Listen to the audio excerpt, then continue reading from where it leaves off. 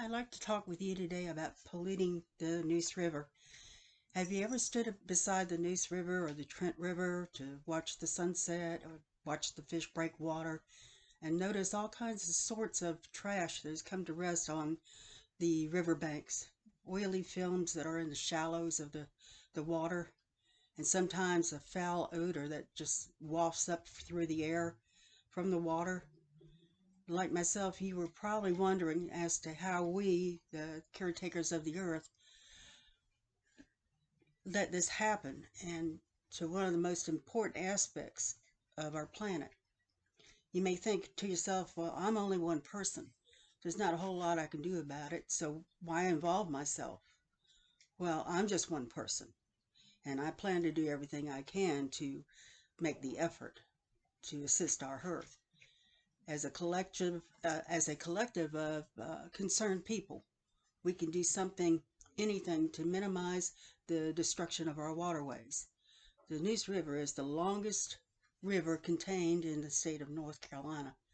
So much of our livelihoods, recreation, drinking water, etc., are dependent upon this river. The Neuse River, as well as the Trent and others, have been plagued by environmental and health problems for many years. To find the answers about how to go about rectifying this dilemma, we need to research the problems causing the adverse events. In 2017, American Rivers listed the Neuse River along with the Cape Fear River as the seventh most endangered river in the United States. The problems are more than municipal and agricultural wastewater. Discharge of untreated sewage, storm runoffs, seepage of fertilizer products into both the groundwater and the streams that feed the estuaries are a major concern. Swine and poultry waste are especially damaging if they breach their containment ponds. This is an ongoing issue and legal battles continue to ensue. More damning than that, purposely used practice to eliminate animal waste by spraying them onto fields near the rivers and waterways. This is according to the Neuse River Foundation. Severe storms, hurricanes such as Matthew, Floyd, and Florence, along with the flooding aftermath, brought about devastating biological changes to the rivers and the estuaries.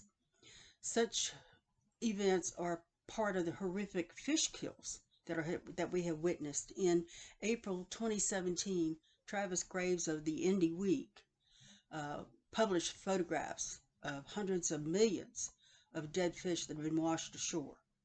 According to the NCDENR, the culmination of all the pollutants brought about increased nutrient levels that elevated Pfiesteria. Its blooms of algae is responsible for most part of the morbidity of the fish. To add insult to injury, plastics and microplastics have found their way into our rivers and streams and play havoc with the health of the fish and the wildlife, but to humans as well. Improperly disposed of non-recyclable plastics are broken down to smaller particles that are ingested and inhaled by all forms of life. Particles are often carried by wind and make the currents to travel to the ocean, where they too are ingested by small fish and fish larvae, causing bogging of their digestive systems and affects their nutrition, and the fish cannot thrive. Sadly, 100% of the waterways throughout the Neuse River contain at least one type of these microplastics. Bonnie Montalone, scientist and executive director of the Plastic Ocean Project, stated that we're running out of time. People are tired of nothing being done. Nature doesn't know what to do with these plastic particles. She also stated, we need immediate solutions to these ubiquitous and uncyclable materials. Susan Brander, scientist formerly at UNC Wilmington, now at Oregon State, states, we lack data and regulations on most of these. The chemicals don't stay put. We can't easily remove microplastics from the environment. So what can we do about attempting to improve our situation? Montalone suggests that we start by limiting our dependence on plastics.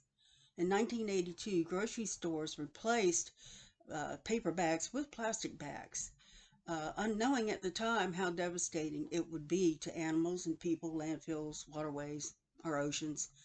Eliminating plastic bags, straws, clothing, etc., would be a step in the right direction. Installing a filter in your washing machine to stop polyester and other plastic particles in the laundry would also help. Richard Thompson, professor of marine science and engineering at England's Plymouth University, coined the term microplastics in 2004. He stated, at this point, there are more questions than answers. He also said, from a human perspective, there is cause for concern.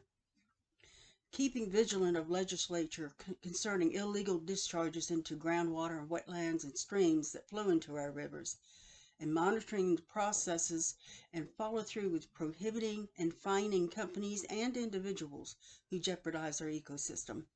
Seek updated information from the NCDENR, North Carolina Department of Environmental and Natural Resources, and such groups as the Neuse River Keeper Foundation and the Waterkeeper Alliance. Take an active role in the maintenance of the rivers and streams in your area. Earth Day is not just on April 22nd. It's every day that we are blessed to walk our earth. In conclusion, I am sure you agree. Our rivers and estuaries are indeed sick. We may be too late to turn back the time to rectify our failures to take care of our waterways and oceans, especially our fish and wildlife in the areas of our greatest assets. You can make a concerted effort to do what you can to help bring about change and give the next generation a chance to have the healthy life that we did so many years ago when our earth was healthier. We can't change history, but we do have a say in today and tomorrow.